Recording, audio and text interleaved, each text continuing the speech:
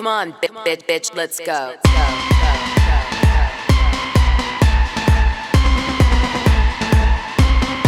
Come on, get ready, bitches. You haven't seen nothing yet.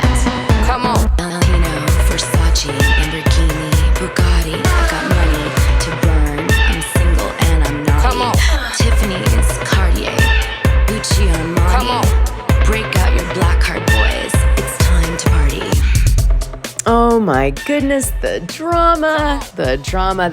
So today, I'm going to do a few things, okay? I'm going to tell you a little bit about the Vinivia review that was sent to me that I posted in the Patreon. Also, I got sent some gossip about Louis Ruelas that I was able to validate, which I will be spilling towards the end of this episode today. So I get sent this review from an employee that works at Vinivia, an office manager, to check out. And there's some juicy gossip in it. And he does mention Real Housewives of New Jersey, Louis Ruelas. Now, why did this get sent to me? Well, because I dropped a video because, as you guys know, on Real Housewives of New Jersey, the current season 14, episode 4, Gia, on the Peacock version of the show, I don't know if she did it on the Bravo version, but on the Peacock version, drops that her boyfriend of 5 years, who she's very serious with, is thick as thieves with her family,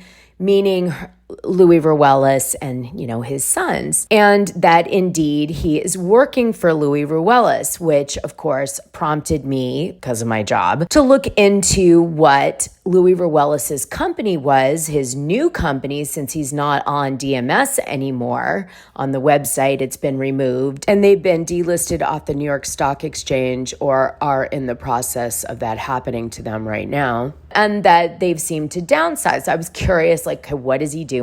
This is, interesting to me. So I look into it and I find, all in public record, all this information about what Louis Ruelas is doing and what Gia's boyfriend's doing for Louis. And, I have some insider information from speaking to different people. And so I reached into some of the public posts of some of those, I guess, whistleblower people, and posted that at the end of that video. And some people were like, well, is this a video about Gia's boyfriend? And I was like, it really isn't a video about Gia's boyfriend. It's about the company that Gia's boyfriend is working for, and then Vinivia, because it's sort of tied all together, it turns out. Which Vinivia has been very suspect for multiple reasons, in the sense that they've, out of the gate, they get sued, and the company seems to be very splashy and Hollywood, which, us LA people know, you got to be really careful with that. When somebody is flashy like that, something's usually a little bit off. And I have to say, it screamed nightclub promoter in Switzerland energy to me. You'll see why I say that in a minute. Now, the show is not really going to focus on this first piece of gossip I'm going to share with you today. And I have to say that the show today is going to follow a little bit more of my bonus audio format, not without the sound effects, of course, but where I am covering more gossip just for today. I'm also going to take you through the highlights of Jackie Beard Robinson's book. I read it, and I read all of her receipts, and wow, did I have some epiphanies reading her book. And what was really wild is I have never been privy to Siren's contracts or the way they conduct business. And so I was speculating in episode 181 that they were operating similar to Shed Media that does Real Housewives of Salt Lake City. I know a lot about the way that production company operates. And so I had said, I wonder, or I think it's plausible that Siren operates similar to Shed. And Jackie Beard Robinson's receipts in her book confirmed for me what I said in episode 181 was actually right and true, which makes me so happy because I'm going to share how shady Siren is to Jackie Beard Robinson in her book. We'll also talk about some of her take in regards to what happened with Melisa Gorga now that I know the details and I've seen the legal letters and all of that, at least from Jackie's perspective. And who knows, maybe Jackie Beard Robinson will hear this episode and find some of these things enlightening and reach out to me and we could have a chat. Now, I do want to say that she compliments Kim D so highly in the book today, which made me really happy because I guess Kim D really helped her out in her darkest hour and was a very good friend to Jackie Beard Robinson. It is a big moment in the book. And so I was really excited to see Kim D mentioned in this book in such a positive way. And then who knows, I might throw some J-Lo gossip in at the end of this episode today. We were doing that for a few episodes at the end for fun, almost like a bonus ending of gossip. And I might add some of that in today. We were doing it to honor Kyle Marisa Roth, who was a really popular blind revealer on TikTok. Although, Enty has since been discredited for being a regular guy who lives in Northern California and ran for Democratic Congress. Okay. It's still really fun to hear the stories, and certainly Kyle Marisa Roth did a lot of research in the way that she produced the material, and it's fun to listen to her blinds. So I did record all of the ones to do with J-Lo in chronological order, and so I dropped them at the end of episodes here and there when it makes sense, so you guys could hear them until we get through the whole chronology. So I had done that on a few, and then I took a break. But today I'll throw some in again to keep that honoring Kyle Marisa Roth going. They still have not finished the investigation around her death. So, oh God, there's so much about Kyle in the Patreon to do with Enty. It's a whole thing that, I haven't talked about in the public sphere, only in the Patreon, but pretty dark stuff. Dark world out there, kids. All right, let's get going here. Come on, bitch, let's go.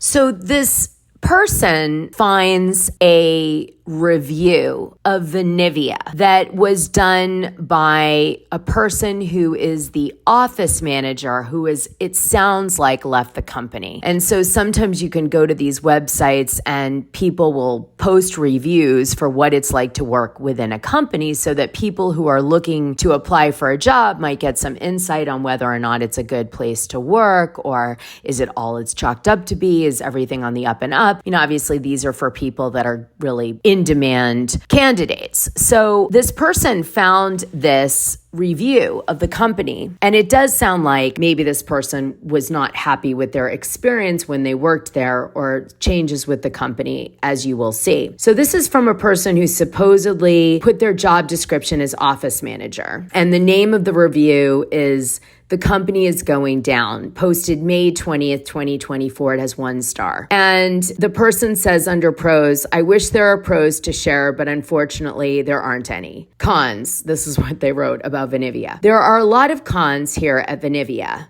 The epicenter of the major issues is with the founders of the company.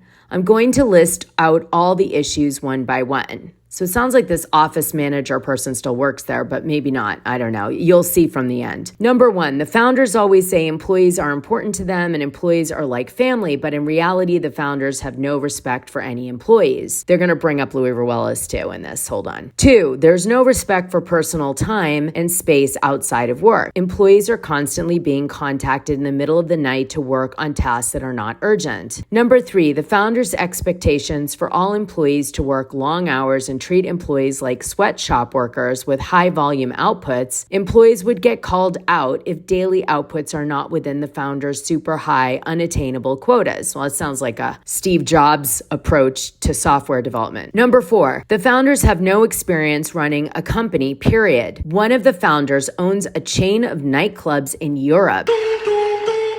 And that's the extent of it. Basically, nothing close to running a startup or a real company. That is a big red flag right there, you guys. Running nightclubs. I don't need to tell you what characters are usually involved with nightclub situations. I mean, some of them do everything on the up and up, but if you've ever seen Studio 54 and the indictment related to it, you probably are familiar that nightclubs can be used for bad things. At the peak of popularity, the feds raided Studio 54, carting off books, financial records, and cocaine.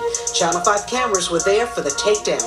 Assistant U.S. Attorney Alan Kaufman would not comment when asked how long the Internal Revenue Service has been looking into the finances of Studio 54. The founders have no experience running companies, period.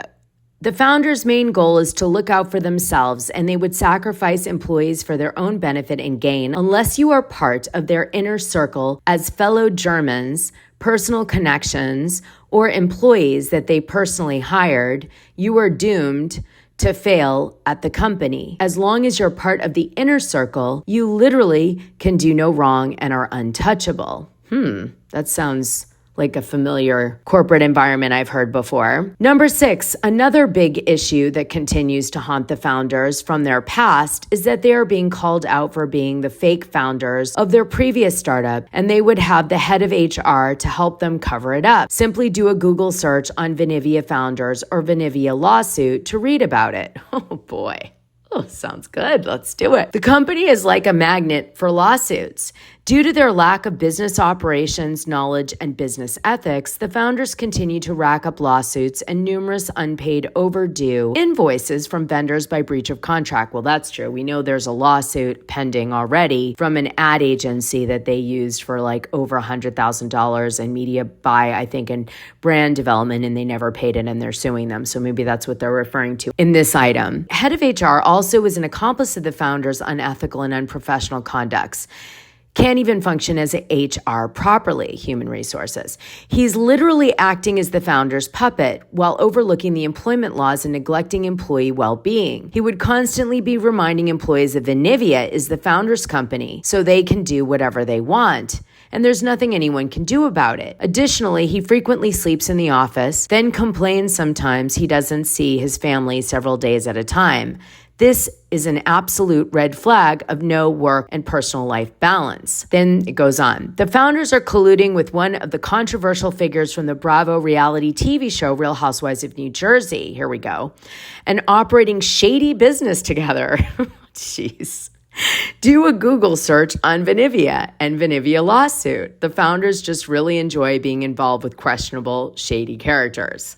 I wonder if Louis is somehow tied to that lawsuit about the ad agency. I have no proof of that. I'm just wondering from the statement that's in this review. Okay, next. The Vinivia app is horrible. There are numerous live stream shopping apps on the market that are much better. No matter how bad the quality of the app is, management continues to believe the Vinivia app is the best. What a joke. Then it goes on. The founders are so narrow-minded and never once willing to listen to any of the employees' suggestions and recommendations that will help the company. And then the last point was the company made a huge mistake with the recent action and wrongful termination of the best, most loyal, dedicated, and hardworking employees without reasonable compensation and severance, which I think is where this review stems from. Is this person either had some friends of theirs get let go and be really distraught over it and not be treated properly, which made this anonymous review, or perhaps this person was also let go. They sound like they still work there, but you never know, right? So then it says, advice to the management. Since the management have no experience running a real company, they should hire on more experienced professionals to run the company properly. A lot of successful startups have done it and get rid of the CMO and the head of HR, CMO is Chief Marketing Officer, and get more experienced C-suite executives to grow the company and build a real meaningful company culture and trust. Unless there is a complete change from the top, the company will fail with a big fat F. And the way they write the end of this review does lead me to believe that it is truly someone who is from a proper corporate environment that is writing this, because they love hot words and terminology like project life cycle and, which I know because I worked in corporations for some of my career, big ones. And so I recognize like, the hot terms or whatever, especially in the tech world. Some of my Patreons are high up in tech companies and we talk about tech stuff and they'll get a kick out of that. That is that. So I did post this in the Patreon if you want to read it for yourself, but I thought I would bring it into today's show since of course we're on the theme of Real Housewives of New Jersey because it's airing. And frankly, I'm hoping my shows are more interesting than the show that you're watching since you know all the spoilers from episode 181 for the entire season. Now, one thing I am going to point out was, were you guys dying when this week's episode 4, was all about Jennifer Aydin trying to have this hairdresser say awful stuff about Danielle? Let me quickly play you the clip so you remember what I'm talking about. So I wasn't at Danielle's party at the shore. I wasn't invited. You stayed where? Rachel's? I stayed at Rachel's with Danielle. Where's she? She went to Dominican. Very nice. Yeah. Very nice. Yeah, and Lena knows Danielle very well, right? I don't know her on a personal level. I just, the incident that happened at the I don't. Yeah. I don't either. What incident? I mean, look, it could have been nothing, but she asked me to touch up her hair or whatever one day. I opened up my salon for her, no problem. She had that event that she was doing. In February, Danielle asked Teresa, Dolores, and I if we could host a charity event for her, all three of us, immediately. Yes, you need us, we'll be there for you. Hosted for her. I went the extra mile. Because she asked me to go, I bought tickets. You guys all came in. We had a VIP area that had all of our entourage. We were hanging out with our people. The waitress comes over to me and says, yeah, you don't have a pink wristband, you have to go. And I was like, I'm not going. She was like, goes back to Danielle, tells Danielle. No. Danielle goes basically, now I don't know exactly what she said. I'm just watching the So she came over to me, the waitress, and said, I'm sorry, you have to go. There have been things that have been brewing with Danielle that people in this group may not be privy to. I am allowing Lena to tell this story because I would rather it not come from me. You had just done her hair? I just fixed you up. You opened up the salon. I just did it. Come on, no problem. I'll take care of you. I just feel like it's rude. I don't have to be there. Lena is in our group of friends. She also does Teresa's hair on occasion. He lies. He lies. I am very offended at the way Danielle dealt with that situation. So this is the thing. The next day, I called her up. I said, you just threw out Lena. How do you have the audacity to do that? She's like, I want no part of it. I want no part of it. I want no part of it. Her imitations are sick. They are so spot on. There's a charity event. I know that you invited Danielle today. I did. I invited Margaret too. Because this was a dog party. I didn't want Margaret to hear about it and be offended that I didn't invite her. What dog was Joe Benicco going to bring? Margaret or his real dog? Okay, so what we kind of gather from this is that Jennifer Aydin is trying to target Danielle Cabral on the show with this dresser. She's trying to dig up stuff, and it does sound like it's charity-based, the way she's alluding to, but it doesn't really get off the ground because, as we found out from Gabriella in episode 181, Jennifer was trying to find dirt on Danielle skimping the charities on her events. So they weren't getting all the money they were supposed to get, or I don't know, she was taking money from the charity event. I don't know what was meant by it, but Gabriella was given this initiative to find out in any way possible if any charities felt burnt by Danielle so that Jennifer could out it on the show surrounding Cabral's charity event. And what's really crazy is that Teresa and Jennifer go to Danielle's charity event to support her, but I think what we gather from episode 4 is a quid pro quo. Because you're willing to shoot with me and Teresa and be on our team, we showed up for your event with our husbands to bring in the money. Now you're playing Switzerland, or you're trying to go over to Melissa's side or Rachel Fuda's side. Now we're going to punish you by hurting you in the way that we supported you regarding this charity. That's what it feels like to me, based on the gossip that we know and based on what Gabriella said and what came out in episode 4. I'm like, damn, she's really trying, but she can't get traction on this one, so she's disappointed. Now, the producers and Bravo are definitely pitting Danielle Cabral against Jennifer Aydin. And they're doing this as part of the promotion of the show. So again, I feel Siren's energy around this one, that they're happy that Jennifer Aiden is bringing this to the attention of the viewers and making this a plot point. And if she had found dirt about Danielle actually skimping charities, they would have been more than happy to have that be the topic of conversation coming from the hairdresser that I just played you. But instead, they only got this kind of lame thing. So it sounds like this VIP area was kept to the Housewives because there was filming happening maybe during Danielle Cabral's event that they never used. Now, I don't know this for sure, but when I was sent a clip from the All About the TRH Girls podcast, they had told a personal story that they experienced in that VIP area, which seemed to indicate that they were filming the women fighting in that location and that everybody was aggressively kicked out of that VIP area except for the Housewives because they were filming.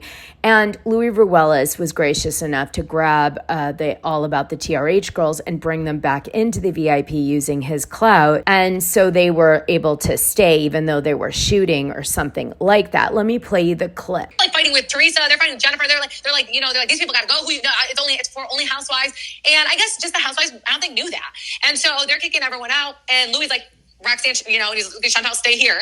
And I'm like, I'm not about to fight these damn security guards. Like, I'm scared, like they're so aggressive and they kick everyone out.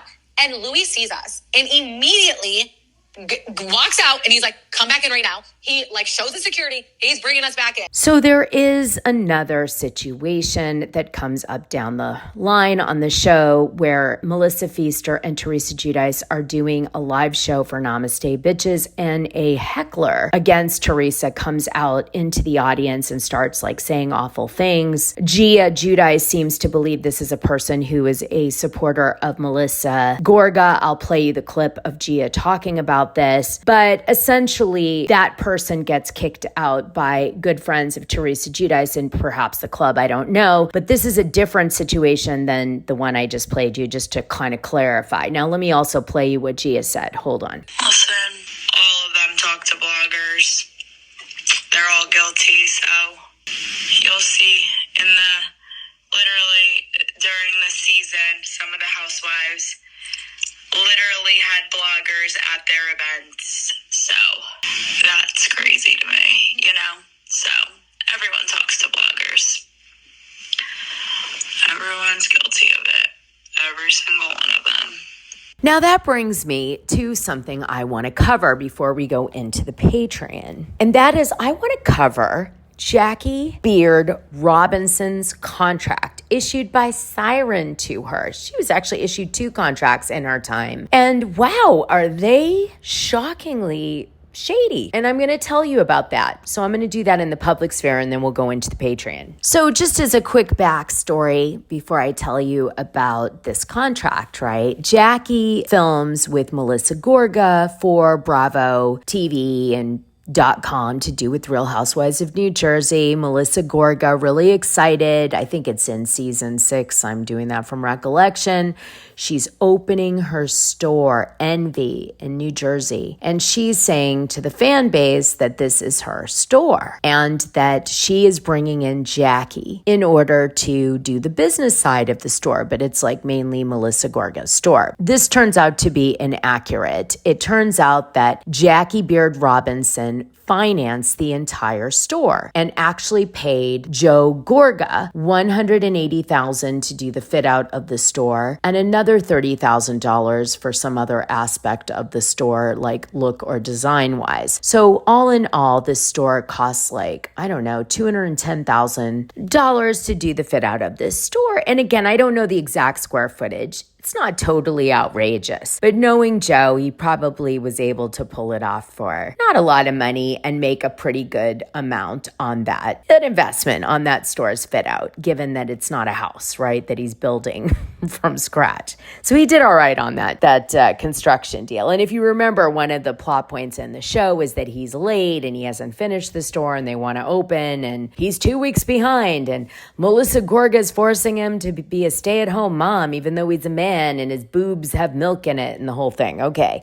So this is Joe Gorga. And so Jackie pays him that money and agrees to give 20% of the company to Melisa Gorga, and she retains the rest of the ownership of the company. And they sign an operating agreement, but they never sign a contract related to this arrangement. And I think the reason that Melisa Gorga, although offered a contract several times by Jackie, didn't sign it was that if she signed a contract, she would have had to share that with Bravo. And then Bravo would have taken maybe a percentage of the store proceeds or net sales and would have, maybe even been able to approve or disapprove Melisa Gorga's involvement in the store. But since she was just a minority shareholder in the company, Bravo maybe wouldn't know how much she's making off it. She could say, look, I'm just promoting it. I'm not really making any money off the store. I just got a piece of equity in return for promoting it as part of my storyline, and this helps you and helps me. And I don't get any regular income from it that's consistent to share with you as of yet. So Bravo maybe was like, okay. And that kind of keeps Bravo out of her hair for a while she decides if this is successful enough to share in the revenue with them, etc. Okay, so I think that might have been why she didn't want to sign a formal agreement. Now, Jackie never intended to give Melisa Gorga 20% of the boutique in terms of equity. She had planned on giving her a revenue share of 20% of the net profits, or maybe even the gross profits. I don't know if Jackie was that sophisticated in terms of net versus gross, with things like that. But Melisa demanded actually a piece of the action. She didn't want that kind of a revenue share. And to be fair, Jackie Beard makes a dumb mistake and she sends over a proposal or a contract that shows that she's willing to give Melisa Gorga 20% ownership in the company. And so once Gorga sees that Jackie's willing to do that in writing, Melissa's like, I'm never letting that backtrack to what you originally wanted to offer me, which was just a percentage of net or gross profit. So anywho, Jackie screws herself right from the very beginning on that front. Also, Melisa Gorga, as I mentioned, doesn't sign contracts. Now, to be clear, Jackie Beard Robinson alleges that all the money that went into the store, all of it, came from her, including this whopper of a payment to Joe Gorga for the fit out, which was like $200,000 plus, right? So that's a lot. And I did obviously see a little bit of a pattern with this in the pizza oven, right? Because remember, Louis Ruelas was paying for the pizza ovens and put the first $120,000 up to order them and have them come in. And Joe Gorga was like, I was gonna put in money, but I was putting money in later. But he decides that he doesn't want to put any money in initially because it's his idea and he wants to honor his nana and all that. Okay. But again, we've got a pattern of I don't want to put my own money into things. I'm a celebrity. I'm a reality star. I shouldn't have to. I bring that to the table. And that's fair enough. He has that prerogative. He could look at it like that. Jackie Beard Robinson certainly was starstruck by the Gorgas. They had known each other loosely through friends for about 3 years. And then they really connect during a situation where the Gorgas happen to be in Florida and they, are invited to go see Jackie Beard Robinson's store that's out in Florida. Melisa loves Florida, as you guys know. She spent a lot of time in the Caribbean and she spends a lot of time in Florida. She famously shoplifted, if you remember, a Florida store back in 1997 when she was a kid. And she got arrested for it. She got busted. She not the first young person to do that, but most times you don't get busted, right? Unfortunately, Melisa did. Anyway, she's over in Florida and she's with Joe and they go out to dinner and they decide they're going to go late night after a few drinks to Jackie's store and see it, and it's still open because she stays open late because people drink and buy. So they go in and they start chatting about how much power they have promotionally as reality stars, and Jackie's super excited because she's really impressed by them and she thinks, oh my God, look at their social media. They must have so many people that will act if someone says buy it. If Melisa says buy it, a lot of people must buy it. Right? So she thinks this is the gravy train for her. She asked Melisa Gorga and Joe to test the waters to do a modeling shoot for her with her current store in Florida. And Melisa Gorga agrees, but she requires a few things. She says, look, I want a first class ticket. If we have to take any private planes anywhere, I want you to pay them. I want you to do our hotel accommodation in a luxury environment and pay for most of the activities that we're doing and provide the clothes and my hair and makeup and pay for that too. And so Jackie agrees to do all this, and she doesn't mind. I don't know if she paid them an additional fee. She didn't say that in the book, but maybe that was all it was. Like, I pay for this luxury trip for us to all go on, and you guys get treated like gods and pay nothing, but you do some pictures for me. And Melisa was more than happy to do it because it was good for her too, to have somebody want to use her as a model. So this goes on, and this is where their friendship really solidifies because they have a great time on this trip. And it's super fun. So this ends up developing into this relationship, and Jackie is paying for Melisa Gorga's storyline on Bravo now. She's got the store she's paying for, the fit out she's paying for. She does a $10,000 launch party. They cover it on the show.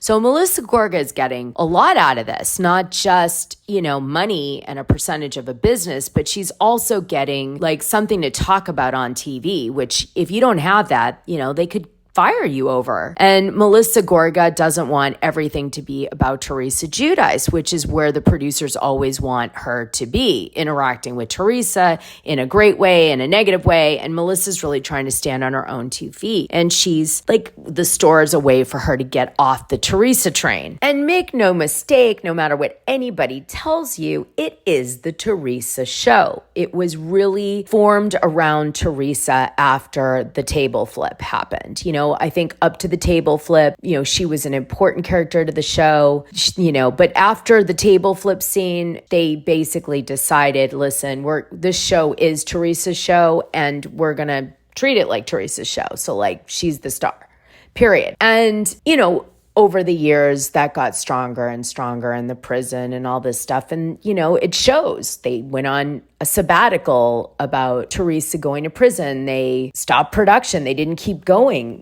When she came out, they did specials for her. They did spin-off shows for her. This is the network saying, listen, Real Housewives of New Jersey is Teresa's show. And so Melissa's trying to just make her way in all this, okay? So anyway, Jackie and her do the show and everything seems to be all right. And there's obviously tension between the two women because Melissa's got a different style than Jackie and it's all blah, blah, blah. But behind the scenes, there really is fallings out happening in tension. Jackie is saying publicly that Melissa's working all the time for the store, but behind the scenes, Jackie doesn't feel like Melissa's working at all. And she's not promoting the store enough, she feels like, and she's not really seeing the sales from the Bravo show. She's not seeing the sales from the social media posts that Melisa is doing. So she's like, I'm not seeing a return in all this like I thought I was, okay? So then things go sour and Melisa goes on the season and says all my clothes in the store are gone and Jackie took them and didn't have my permission and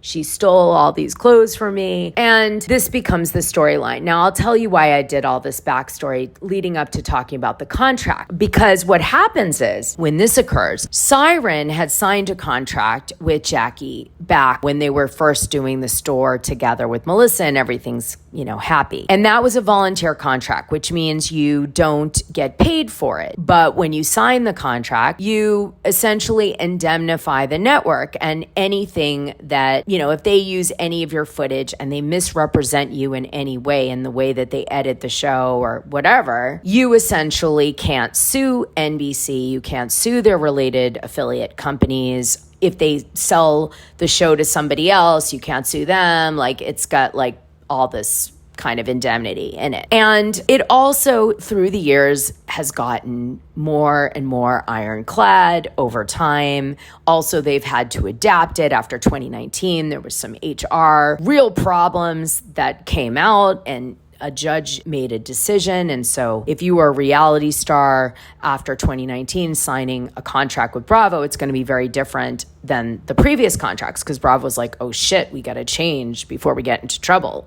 This one has legs. It's got precedent. Anyway, so here's what Siren did, which was pretty dirty. What they did was they said to Jackie, listen, we feel for you that you didn't like the way that you were depicted on the show as a volunteer, a free paid person who signed your life away to us. And you feel like it was not a correct depiction of what happened with Melisa. And they said, so what I would like to do, Jackie, for you is I would like you to fly down to New York on your own dime and we'll shoot you giving us an opportunity to hear your side of the story. And we'll use probably your footage doing this so that we can get your side of the story out on the show, which of course to Jackie means a lot to her because the way Melissa's making it sound, she sounds like a thief who's running away with the inventory in the middle of the night. And this is Melissa's store, not her store, even though it was her store in terms of the equity percentage that she owned. And she's like, what is happening? Gaslight, gaslight, gaslight. So she is like, yes, I will come. And I would love to shoot this show again and do that, because I do want it out there on national TV, what really happened. Well, don't trust the producers. So when Jackie arrives in New Jersey to shoot, they do indeed shoot Jackie. And while she's there, they give her an updated volunteer contract to sign, which is more ironclad than the last contract she signed. More caveats and you can't do this and you can't do that and this and that, blah, blah, blah. Okay, so she's shooting scenes and at some point the producer pulls out the contract and says, we need you to sign a new release. And she's like, but I've already signed a release from like a few years ago when you had me on the show. And they're like, no, but we need you to sign this updated release now. So she's like, okay, fine. So she signs this updated release, but they never use any footage from that period of time of Jackie Beard Robinson shooting the show. So they kind of, if you want to look at it in a sinister way, tricked Jackie into coming to town in New Jersey and doing all this footage under the pretense that her story or side would be told on the national show because it was so defamatory towards her, the previous things they had shown, and made her sign a contract for no reason.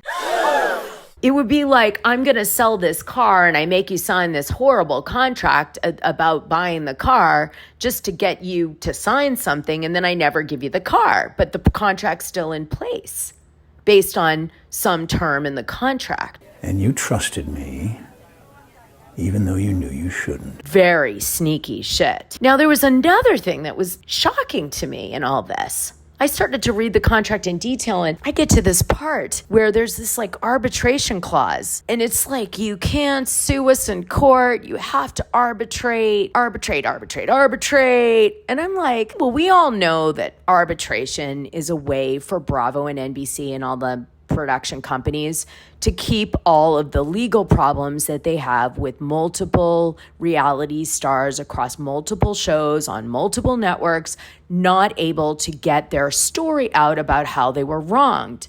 Because when it's in arbitration, it doesn't become like a public record, like a court complaint.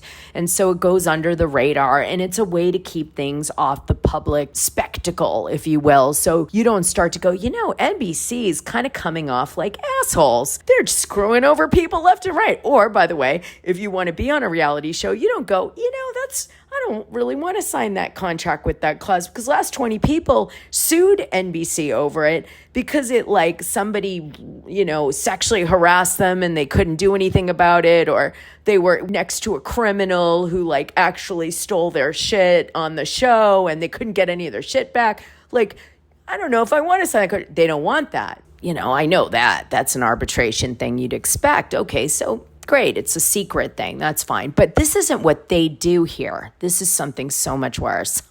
And I never realized it till I read Jackie Beard Robinson's book.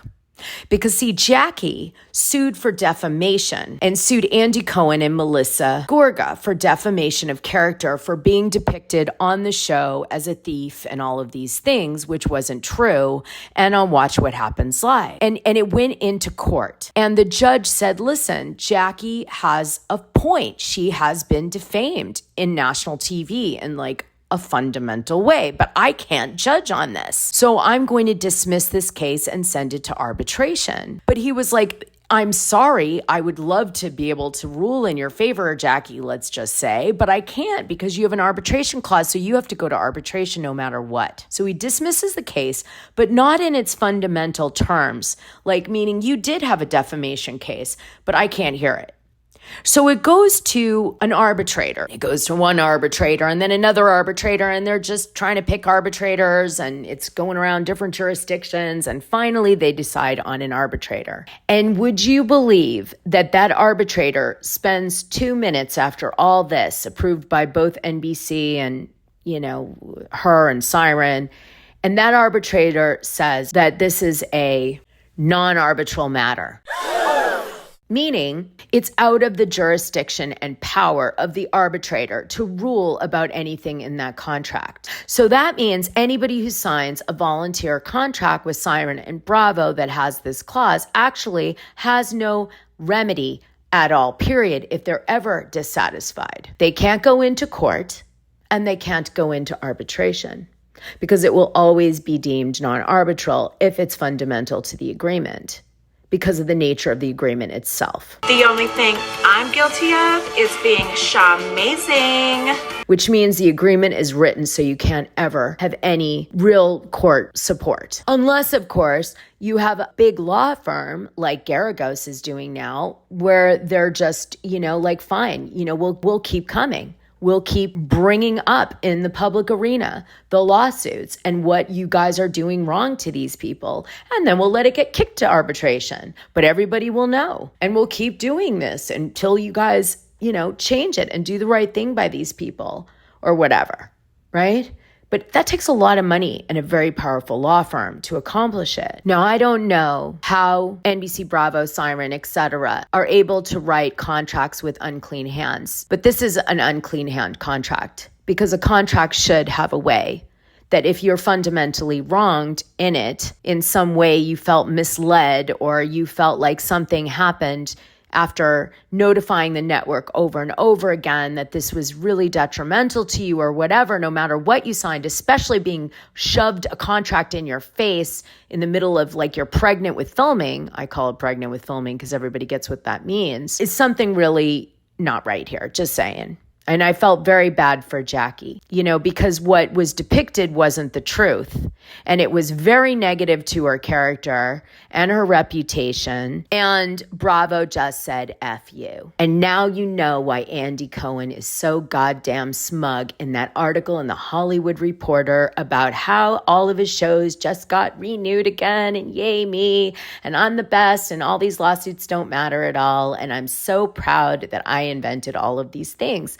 And I am too, because thank you, Andy. I make a lot of money off your shows. But you still do people dirty. And you don't have to. You have a ton of money. You have a ton of resources. You can still make awesome content without having to call somebody a cocaine dealer from 20 years ago as a main plot point because your producers are trying to dig this shit up using influencers. That's for people like me that are on the side, that are not national. That's my little fun little world. You are a national program. You could really hurt people's lives, not like somebody with a few thousand followers. We're talking in some cases over 1 million people. So I'm going to take this in the Patreon because I got a bunch of Louis Ruelas gossip I have to spill, and it's too much for out here. So we're going in. For the full scoop, join the Dishing Drama Dana Patreon. The link is in this audio description. It's only $6 a month, and you'll get the best information and tea about the things you care about, and even the things you don't know you care about. What are you waiting for?